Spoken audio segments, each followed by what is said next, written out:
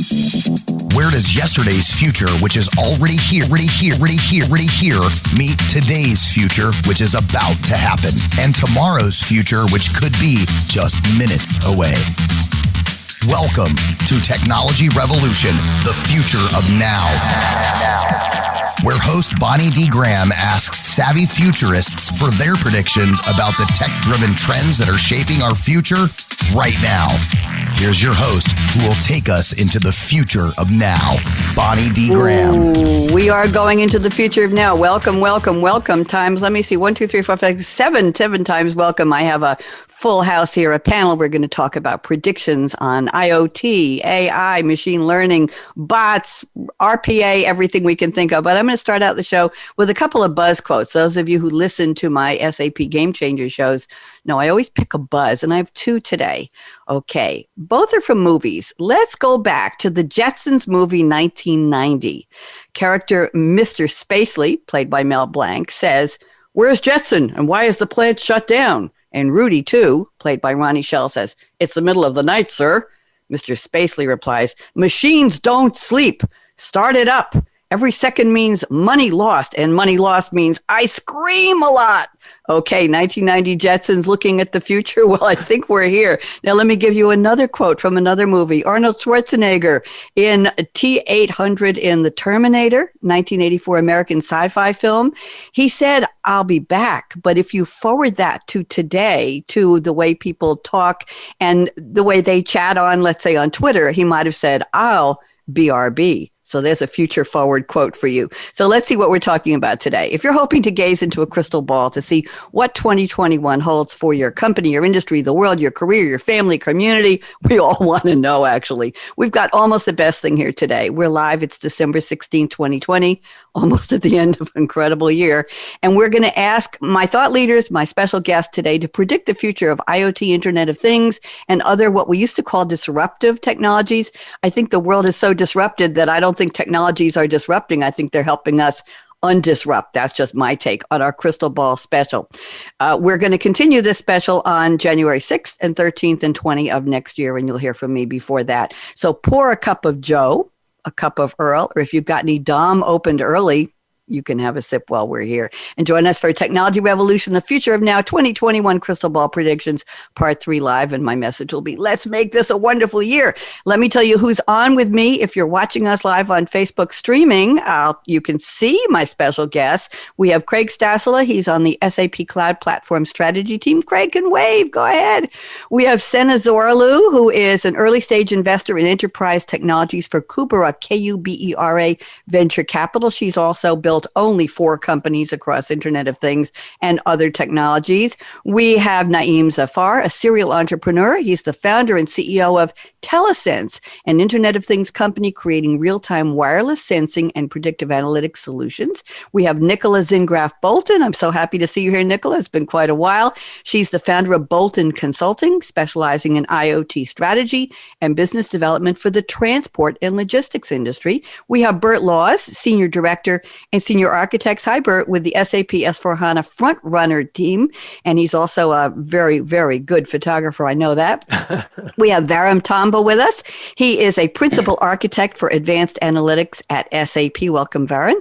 We were hoping to have Adam Mardini. He hasn't shown up yet. We hope, and we have Don Deloach. Don is the co-founder and CEO of Rocket Wagon Venture Studios. And Don, when we get to you, I'm going to ask you to explain how you got your company name, because I always get a kick out of that. So welcome, everyone. Let's kick off the party. Craig Stasela, you're first. Craig, I can give you 4.5, 5 minutes. Take your time. What are your predictions? Go ahead, Craig. Well, thank you, Bonnie, and thank you, everybody else, for being here. So you had mentioned that the disruptive technologies are getting disrupted, and I think we're going to see an acceleration of that. I've been quarantining at home for most of 2020, as most of you have been.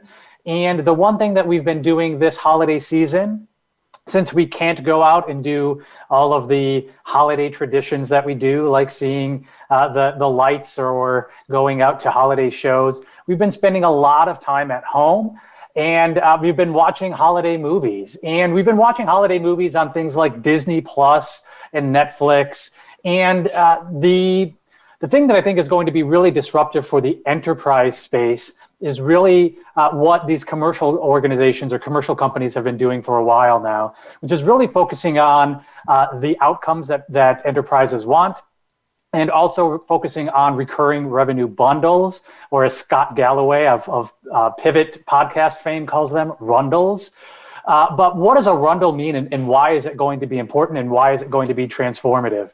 Well, for all of these disruptive technologies, a lot of the focus till now has been on the technology itself, on artificial intelligence, on machine learning, on the technology that IoT is riding on. And what businesses actually want are the business outcomes of applying that technology. And what we're going to start to see is the technology providers get out of a technology-focused go-to-market strategy, a technology-focused sales strategy, and get into things that are going to be more outcome-focused. And those outcomes are going to be structured around how we can get recurring revenue out of those outcomes, and really strengthen the partnership between the technology and solution providers and the companies and organizations that are actually consuming this technology and providing goods and services to their consumers. So we're going to see a lot closer relationship and a lot more of a recurring revenue bundle, outcome-based go-to-market strategy. So if you happen to be at a company that is implementing any of this disruptive technology, talk to your technology providers, talk to your services provider, and stop getting out of a technology-based or usage-based type of consumer or commercial arrangement, and start figuring out how you guys can start working together to deliver whatever products and innovation it is that happen to be in your industry and your sector. Thank you very much, Craig. Very interesting kickoff. I love the outcome base. We've been hearing that on a lot of our Game Changers shows. And we talk, of course, this year, big time talking about customer experience, the experience economy, and what are you giving people, and outcome-based, results-based. Maybe that's going to be is that a new wrinkle, do you think, Craig? Is that something that just people are becoming aware of, companies are becoming aware of? Yeah, for sure. And, outcome-based is one thing, and getting pricing that is aligned with the outcomes is one thing. But then I think the next iteration of that the disruption that we're seeing just accelerate through COVID right now is going to be pairing that technology with the services, with the outcomes, and looking at really holistically at the outcomes. So it's not going to be outcome for a specific technology. It's going to be a whole lot more closer to a partnership between the technology providers and the consumers of that technology. Interesting. And if we think of the pandemic, we think of so many businesses that had to pivot, especially the ones that had already digitalized. I think you all can agree with this, had a more opportunity, it was easier for them to be nimble, to be agile, all those wonderful business words we used, and do something else or do something different quickly. But look at pricing. Interesting. Look at all the things that are on sale. Look at all the services that are nearer to free than they were, companies trying to survive. Look at all the deals. So pricing is an interesting side note to this. Thank you very much, Craig. Wonderful to have you kick off the show. Senna Zorlo, you're up next. Senna, happy to have you here. I know you've got a young one in your home, so if you have to run off and tend to that little person, that's fine. This is real, Senna. This is real time, real people, real Zoom, real live streaming. Senna, welcome. I'm going to put you on speaker view, and we're ready for your predictions. Go ahead. Well, thank you so much, Bonnie. It's a pleasure to be here. I've been thinking in preparation for this show about, how specifically our lives are changing as IoT is first serving us consumers before it serves everybody else. And with that, 2020 has been the year for work from home. I'm predicting that 2021 will be the move towards work from anywhere.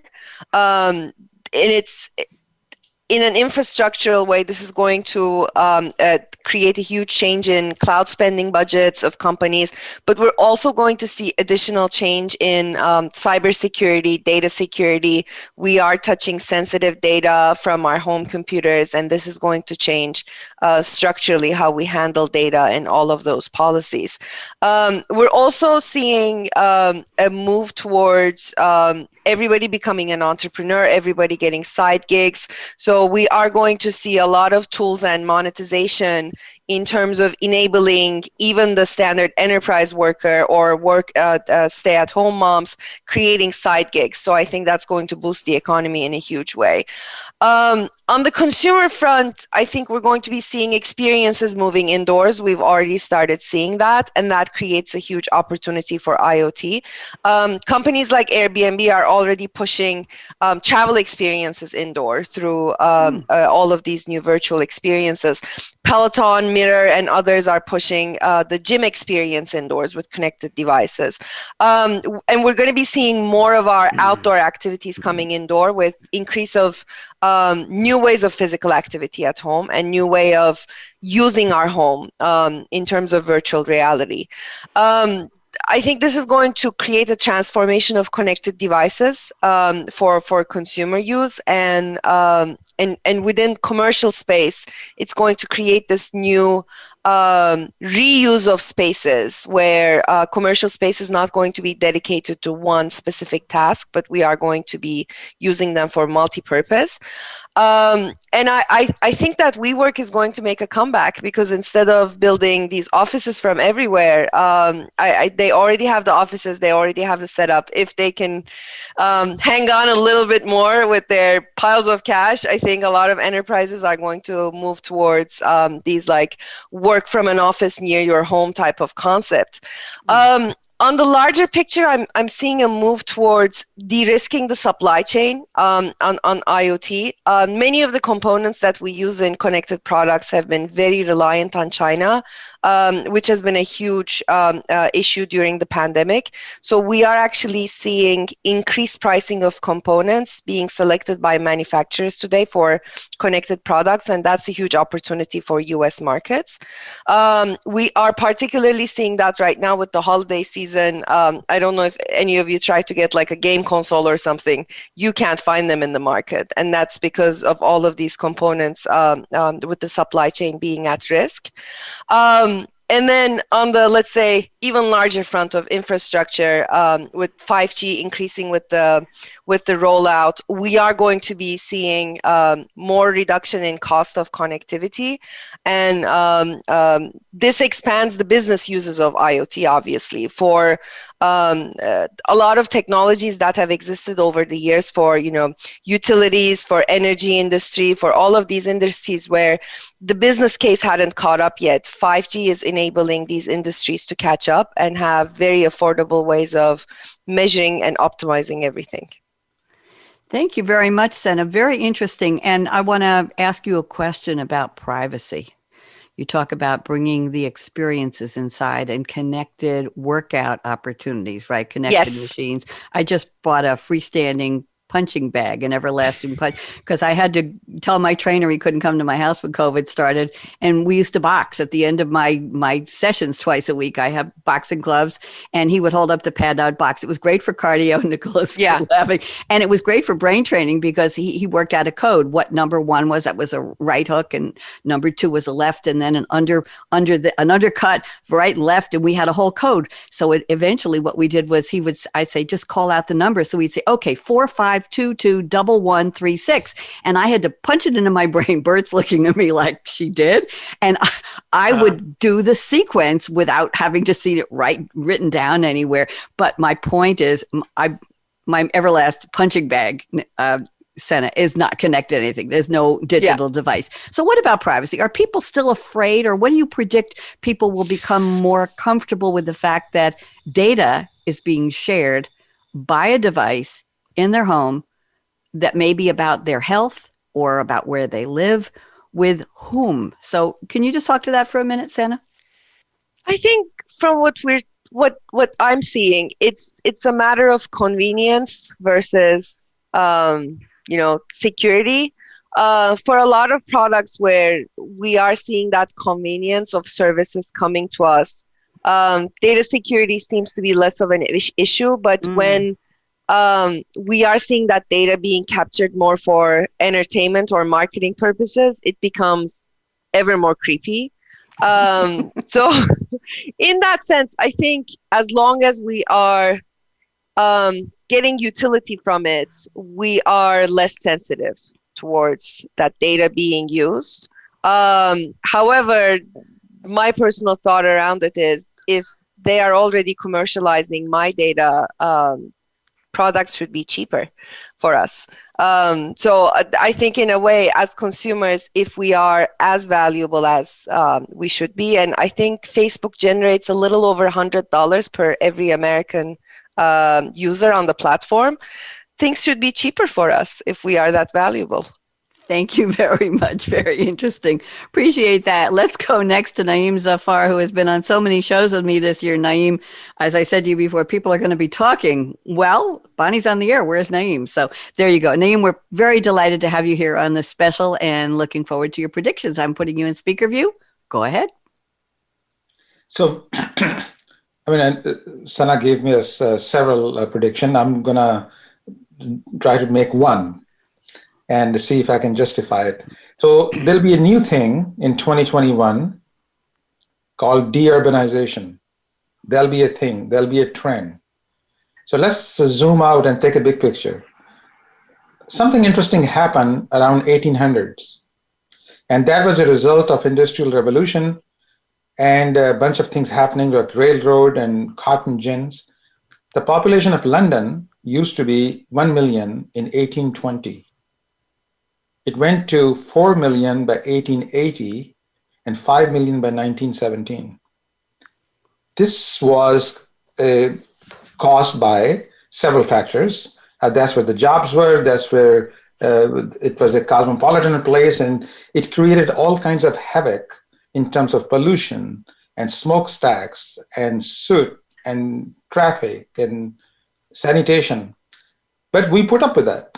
And this was a trend which has lasted about 150, 200 years. I'm talking about specifically the West. This trend has already taken place in China and India and other places in the Middle East in the past when they were at the top of the civilization.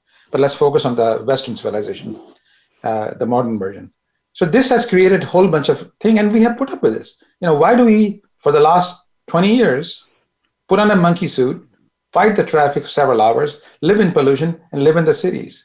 What this pandemic has done is make us realize, including myself, I was a skeptical. I always wanted people to show up to work, that you can get a lot done, maybe even more done, and have a better quality of life.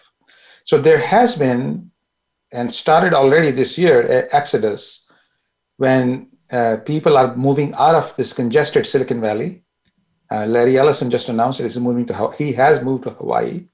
Elon Musk has, I think, announced about moving to Texas. So this is just some example, but there are many, many examples. Many friends I know are moving out of congested cities because imagine, and thanks to IoT, by the way, that's what IoT comes in. AI comes in. Imagine living in a rural community, maybe a couple of hours away from a congested city. You have a community of 500,000 people. You eat locally grown organic produce.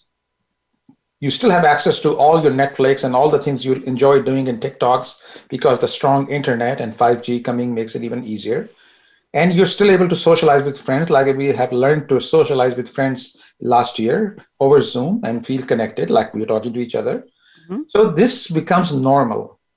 This becomes a new normal. This is not strange anymore. This was pretty strange in February. So you'll see in 2021, this becoming a thing. People will realize they can make slightly less money, enjoy a higher quality of life, and be a happy life. Now, French already discovered that a few decades ago, and they've been practicing it, and we've been making fun of them. But now we are becoming a convert, that there is something to this rural living. It doesn't mean lower quality of life, doesn't mean less social thing. So this will be enabled by connectivity, by IoT, but able to get delivered things via Amazon or whatever service to your doorstep. The food able to prepare, get it at home, whole bunch of things. The lifestyle we have lived in the last 9 months extends to a happier life looking forward. Very excited about 2021. Thank you, Naeem. Very interesting. I'm guessing there will be a lot of contrarians to that one. People who own office buildings and rely on rent. The transit systems that have been built up over years in cities that are looking forward to using even more technologies like Internet of Things, right? To keep traffic moving. Not very successful in a lot of cities, but now there's not much traffic, so maybe they can start over. Interesting. Naeem, can you just address the contrary? It sounds wonderful. I, as a broadcaster, have been working, quote unquote, from a home office for many, many years. And I made deals with my previous employers before I worked at SAP. I had a radio show Friday night and I was looking at a 3-hour commute on the Long Island Expressway. And I made a deal that I could work from home on Fridays. Maybe I was very avant-garde in saying I have something I need to do and I will be a good employee and I will show up and I will do everything I was supposed to do, but I'm not going to be in the office. So Naeem, just address the contrarians who would say, that's a lovely thought, Naeem Zafar. We are all for it, but dang, you're looking at crashing an entire economy around the world. Naeem, what do you think? Well, we had exactly the same conversation in 1920s about buggy whip companies and people making those different things to keep the horses fed, and all the buggies and horse carriages dominated New York City. We said the same thing about travel agents in 1990s. So point is, the change is coming, and change is coming because it's economically advantageous, and that's the people want that. People want to live in open air, able to take a walk. Let's even take a step further. What we have been living in the last 30, 40, 50 years, we conformed to work.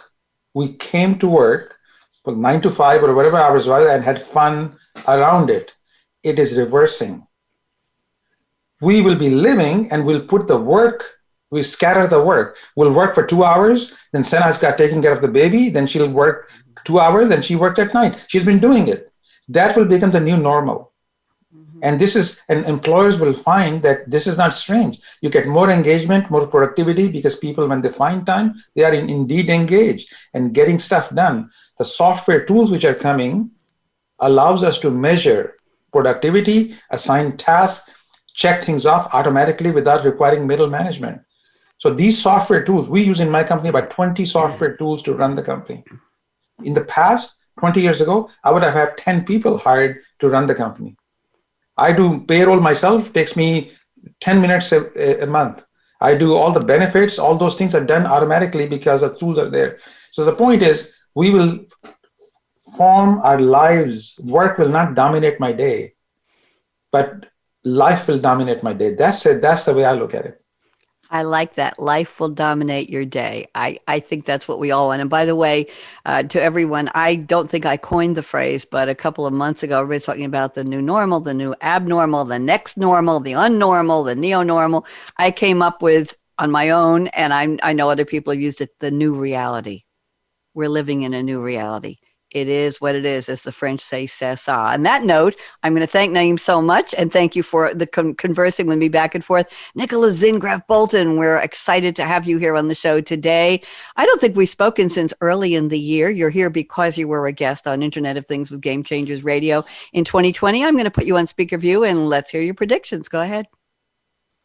Thank you very much, Bonnie. And Naeem, just to connect to your message, working from home is going to make people happier. I'm sure that there is a lot of people who are a little bit divided. For me personally, I miss traveling. I need to be out there with the technology. IoT is great, but need to be connecting with people in person, not only over screens. But let's come to my predictions. For the transport and logistics industry, which is still my personal passion and has been for many years, I see 4 main developments for IoT. Companies in the logistics industry will feel the pressure to adopt the digital technology to a point where it becomes an existential decision, adapt or perish, especially now where the online ordering, where all our lives have moved completely to online, and And if you think of the transport volumes that have increased by up to 300% compared to how it was in pre-pandemic times. Transport companies can no longer afford not to automate those many manual processes that they work with, or track their loads and monitor cargo conditions in real time. We will be seeing an explosion in the development of software as a service solutions, which are more than ever geared towards integrating with one another through APIs. They will allow organizations to realize single process improvements and create a vast network of data points and efficiency values. At the same time, the quality and functions of telematics and IoT hardware will become more important again. If you think of computing on the edge and 5G, they will be enabling us to build products for smart components and heavy-duty vehicles where the connectivity has so far been either too expensive or technically too challenging. I think we will be seeing more initiatives to connect single components on a vehicle without needing multiple data service fees for each asset. For example, by using vehicle-to-vehicle communication and the data meshing possibilities that are becoming more and more real and more practical to use. But at the same time, making trucks and trailers smarter again and having multiple connected sources will also increase the vulnerability of cyber attacks. According to a Montgomery independent survey, transportation is one of the 5 most targeted industries for attacks, and these breaches are happening to trucking companies of all sizes. Yeah. Cyber attacks have actually increased by 400% according to the FBI in the last months, and the transportation industry is no exception in this case. Think of all the transports for pharmaceuticals, the vaccines, or other critical medical supplies now. They've increased so much. It's just easy target, and everyone is looking and focusing at it so much. Just picture the average truck today, which is equipped with an electronic driver logger, with a mile tracker, with temperature recorders, video cameras, lift gates, electronic locks, etc., back office communication terminals. They all resemble potential access for hackers, right back to the back office center and the heart and soul, IT soul of every company. So we will be needing cybersecurity solutions that are able to look beyond protecting just a single IoT solution, but who can actually protect an entire organization and protect the entire truck, trailer, or other combination out there on the roads today. The last development that I see targets more towards young talent, with so many aspects of an IoT in motion, especially through the last months where the emphasis has shifted so much more. Creative minds are really needed who think outside the box, who can actually envision these new connected solutions that have not been there. And that's where I really like how Senna is connected with computer games. Yes, that's right. You can't buy any consoles. My son was trying to get controllers for his Xbox. No more. I think these are triggers, though, to create more smart ideas and develop not only the technical singular solution, but also encourage an entrepreneurial spirit.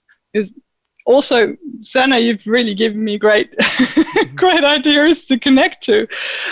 You said everybody is becoming an entrepreneur these days because life has shifted and the routines have shifted so much. And I think this is a very powerful source for creativity to think entrepreneurial and not only in technical categories to build a product.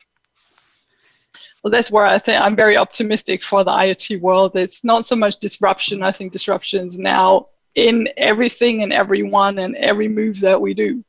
So it's there. Thank you, Nicola. Very, very interesting. I have a question for you. How did you decide to focus your entrepreneurial spirit in your business on the transport field, on that industry? How did that happen? It's probably more the other way around. I transport and logistics has always had a great fascination for me. International processes, fast moving, optimizing, lots of little cogwheels that need to be steered in the right direction. And I actually am a logistics, a freight forwarder by trade. So I started from scratch. I have been there. I know exactly how it feels when you get more orders than you have trucks, and send them in the right direction. And my love for IoT has just evolved out of this need for bringing some structure into this chaos. And that's what I've been doing for the last 20 years. Very, very inspiring. All of you, each of you in your own right, are all very inspirational. I have a couple of comments.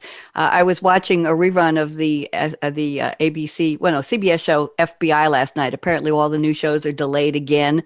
So instead of dropping a new show, this one got recorded, even though it's a repeat, because they fooled the recording mechanism on DVR. I thought it was a new one. But in it, a man is killed when his car runs into a tree. And they don't understand why the CIA is involved, FBI is involved. And somehow they figure out that the onboard computer on the car was hacked by someone from another continent. Okay? I won't name the country, but it starts with R, and they're in the news right now for all kinds of major hacking accusations. But they actually made the car go up to 85 miles an hour, then slowed it down, then took a sharp 90-degree left turn and smashed into a tree. And until they investigated the onboard data, they couldn't figure out what had happened. That's number one. Number two, transport is at front and center right now all over the world, Nicola, with the transportation of the COVID vaccines. Exactly. And it's in the news, and who thought we'd be talking about trucks and airplanes and onboard safety and temperature controls? We used to think, oh, it's a combination of fresh broccoli and salmon, and we've got to keep it at a certain temperature so it gets to the supermarkets. And now it's life important, life giving. I'm getting chills here. I'm not going to say any more. Thank you, Nicola, for your very inspiring predictions. Let's go to Bert Laws. Bert, one of my new favorite photographers. We could talk about that a little bit, but Bert, I'm putting you front and center on speaker view. Let's hear your predictions for IoT and other technologies. Go ahead. Well, thanks, Bonnie. And let's talk a little bit about photography. I really like what Craig had to say about being outcome-based, because what I'm going to talk about today is totally about outcome bases and the way we think about how we do what we do and deliver what we do. I've been talking to a lot of customers over the last year about machine learning, predictive analytics, conversational AI, situation handling, all these very specific technologies. And what I tell customers is nobody really cares about machine learning. They care about getting the work done. They care about delivering goods. They care about producing goods. They care about connecting the customer to their product as fast as possible. And it's really focusing on that process that is going to be a big difference, I think, for vendors in the coming year and in the coming years. We're going to kind of steer away a little bit from the technology for the technology's sake, but we're going to focus more on what the technology actually does for us. Mm-hmm. And so toward that end, I'm going to talk about two kind of things that are kind of passions for me. We talked a little bit about my passion for photography. And what I've been seeing a lot in the last year is so many of the tools in digital photography now are infused with AI. Why do you care about AI in photography? Well, if I'm working on a photograph, and I like to think that maybe the sky should be a little bit oranger, or the sea should be a little bit bluer, or maybe I get it too blue and the waves aren't hitting just right. Well, if I could use AI that could say, after looking at 1 million photographs, the proper way to balance this would probably be more like this or this or this. Using these tools that infuse AI into photography have really transformed the way I work as a photographer, and they changed the way customers view photography, because now there's a whole creative side where I can actually say, let's throw all that out the window, and I want an orange sea, and I want a green sky, and I want black flowers, and maybe those kinds of things, and they really challenge a lot of your sensibilities. So all of these things, that the way we view a lot of these things are really going to change in the coming year and years as we start to infuse more AI, more machine learning, and tools like this into the way we look at art, let's say. So I'm speaking very specifically about trends to how AI and these technologies will impact art. My other passion, though, is sports. And I think that the way we watch sports is going to dramatically change. And we've already seen AI, we've already seen a lot of these technologies, and IoT is especially true in sports. We see the way sports are really being transformed, but they're being transformed at a participant level and at a coaching level, because now we coach our athletes and we train our athletes differently today than we did even 5 years ago, because we have so much more data and so many more ways to use the data and so many more ways to predict how the data impacts what the athlete is going to do. So when we coach athletes, we say, well, you should do more of this, or you should do more of that. And if you just tilted your head a little bit this way, or you moved your hand a little bit that way, you would be performing at a much higher level. And we're seeing that proven out. It doesn't matter if we're talking about tennis or soccer or American football. It doesn't matter what we're talking about. We're seeing that in a big way. Ice hockey is another big one. But what's really going to change, I think, in the coming year is going to be the way we watch sports. And this gets a little bit to what Naeem was talking a little bit about, the deurbanization piece. And this is why this whole conversation today is really interesting, because it's a lot of really provocative thinking that's going on here, and a lot of thoughts that are going out there. But I think that the way we watch sports, we've become much more used to using our video games and controlling what our athletes do in Madden football. And we really want the runner to run that way, or we really want him to catch this ball, or we want him to receive that pass. I think what we're going to see in 2021 and beyond is you're going to see a lot more interaction with your with real sports. At the end of the day, I was talking to someone earlier today, and I said, to me, everything in life happens at the margin. Nothing happens yesterday. Nothing happens tomorrow. Everything happens now, and it happens at the margin. And we can think about it, what we would want to happen, but what we really want to see is how we can change something now. And I think that what's going to happen here is the way we watch sports, we're going to be able to actually interact, I think, with what we see on the television in sports, and actually say, I really think the coach should put in Smith, because he's the guy has a better record of this or this or this, and you're going to see more active communication, more active interaction.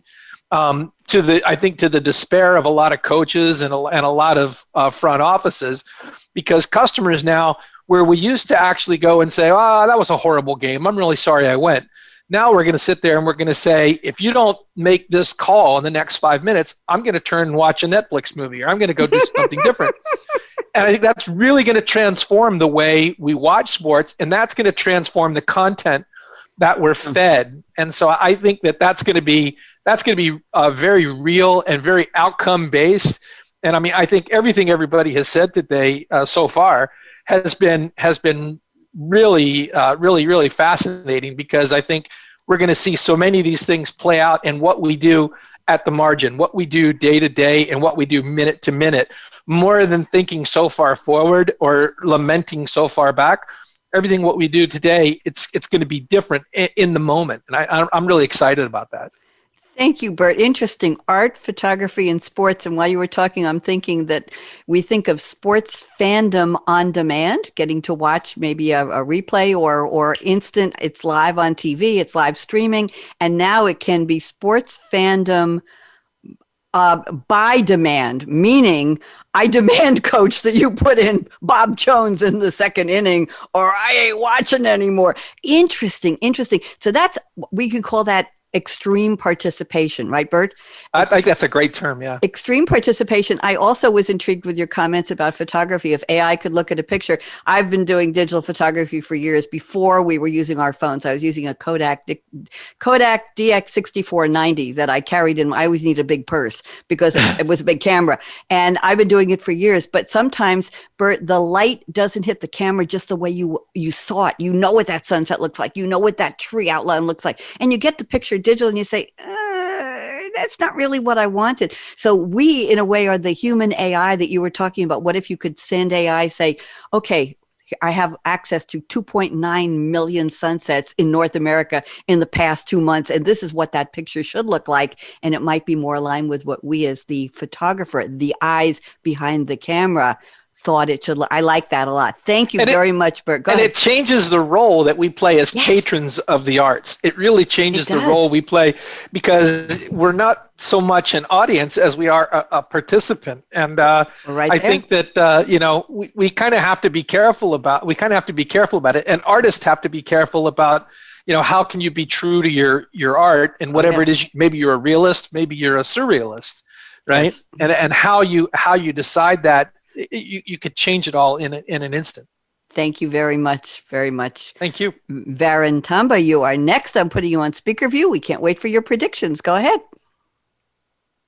Thank you, Bonnie. So Bert really got me thinking, right? So I'm a big fan of Formula One, and the season just concluded, and I couldn't help but think, what if with the advent of technology that Bert is talking about, if I could be in the pit lane, for example, where the pit stop takes place, or when the cars are zipping through at 300 miles an hour or kilometers an hour, right? I don't really want to play the spoil sport and say, okay, this is when you need to bring Lewis Hamilton in, but I would definitely like to be there and witness it firsthand, rather than be a sponsor with very deep pockets to be able to witness that maybe in Monaco, sitting on top of a boat. But thank you, Bert. It really opened up my imagination of how I would want to witness sports going forward. Right. So my real prediction for 2021 is sort of a network of networks, right? So what I mean by that, today we have social networks, we have logistics networks, Nicola spoke about it, we have the supply chain networks, and we talked about the challenges we have in procuring consoles because of disruptions in supply chain. We have multiple networks that we can go on and on about. But ultimately, each of these network is governed by its own principle, untold rules, and the business drivers that drive it, right? So, what if there is this master network, more so now in the post-COVID scenario, where remote working, where ability to be connected always between machines on the shop floor to the transportation systems, to humans, to bots, to our computers, right? Everything is connected to each other. So this is already one big master network. Now think about it, this getting connected to the business world as well, right? To my supply chains, right? So for example, if I knew that probably there is going to be a disruption from China, and somewhere in this network of networks, I know there is a small company out there who can, at least at a stopgap, allow me to procure something that I need to produce the consoles that I need to get out for Christmas, which I know is a peak period for me. It really boosts the economy, ensures there is no disruption, and also more importantly, makes the entire growth more democratized, right? So now everybody suddenly can participate in this large network of networks, and all of us play our part in the larger growth of us as humanity, actually, right? Right from improving our lives to making our sustainability goals, and to producing things that are better. Obviously, this comes with its share of challenges, right? Senna talked about letting go of a little bit of privacy in lieu for getting the advantages, giving my address because I want the food to be delivered right at my doorstep. So that is the give and take that we always have with anything, right? So for me, 2021, I think, might be that year, finally, where we are looking at some sort of policy or a framework between the governments of the world between the large IT providers and we as the citizens of the planet, all coming together to have this untold rule, or a told rule, or a charter, or like the 10 commandments that Moses got from a stone tablet. I don't know, but something that we devised together to really flourish in this modern normal, right, Bonnie? Or I don't know what you call it, but the new normal, right? So I think that governing principle for us as humanity, powered by the network of networks, I think is something that can really transform each and every one of our lives. And that is my hope, prayer, and prediction for 2021. Thank you very much. Very, very interesting. And I have to tell our listeners on Voice America Business who can hear us but not see us, those of you watching us on Facebook streaming live, you can see Varun has this fascinating background. I hope it's virtual. Other than that, you're sitting in the middle of, it looks like a heliport and a large building and a skylight. Where is this, Varun? Talk to me just briefly. So this is one of the scenes from Japan. I think it's Tokyo, but I think I specifically got this because we are talking about IoT technology, things connected. So if you look at this picture, you have the buildings where we know there's a lot of network infrastructure. You have the lightning fast bullet trains going around. You have people on the street. You have the skies of aeroplanes. And that really embodies what we are talking about as the connected economy powered by IoT and the network of networks. And if you see, there's a little overlay of a DNA kind of network there. So I tried a little bit to ensure I am in costume. Well, that was very well put. Thank you. I was wrong. It wasn't a helipad. It's a bullet train. Fascinating. Thank you very much, Baron. You're well costumed for the show.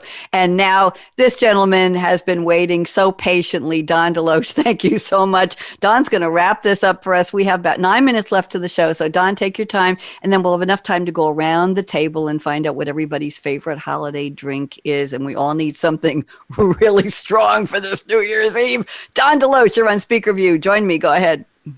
Thanks, Bonnie. Okay, so just a variety of different short comments here. Number one, I think security is actually going to move from the notion of good is good enough with a lot of IoT deployments to actually becoming important. I think there have been a few wake-up calls that people have seen, especially very recently. And I think that as a result of that, you're gonna see more and more layered security models. You're gonna see a focus on endpoint security down at the low form factor battery-powered device that sometimes doesn't get picked up until it gets to a gateway. I think people are realizing that. You hear people say things like, well, what difference does it make if somebody hacks in and it's my temperature reading? Well, it's a function of what's happening with that data. If that temperature reading is going to trigger something downstream, it makes a lot of difference. And then the other thing is looking at applications from an end-to-end encryption standpoint, looking at things like distributed ledger technology to bring the security to a new level. And then you're going to start to see people looking at quantum-proof type security technologies. So I think that's going to be really important. The other thing is that the whole notion of IoT, I think, is giving way a little bit in terms of a term, because IoT, you hear people talk about their strategic plan and then their IoT plan, but they're becoming one and the same. Because we are increasingly moving to a connected world, a hyper-connected world, there's no distinction really between the OT and the IT and the enterprise. It is one and the same in terms of how this is happening, and people are beginning to talk in terms of cyber-physical systems.